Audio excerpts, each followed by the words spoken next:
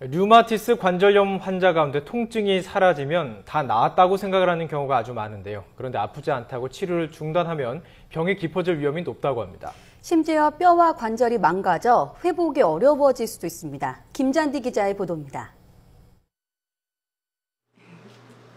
15년가량 류마티스 관절염을 앓아온 전현주 씨.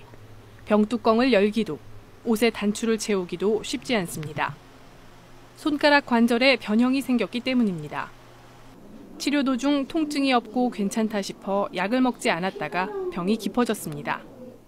그 아픈 강도가 약 끊기 전보다 좀 더 심하게 아파요. 그래서 다시 이제 병원에 이제 갔더니 왜 이렇게 염증 수치가 올랐냐. 이렇게.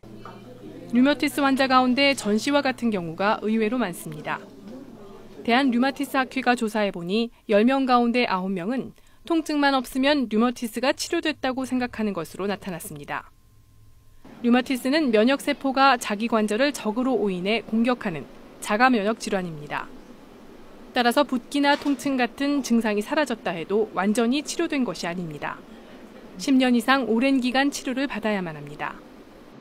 에서 약을 끊게 되면 질환은 대부분 재발을 하고요. 또 붓고 관절의 변형이 발생해서 궁극적으로는 장애가 발생하는 질환입니다.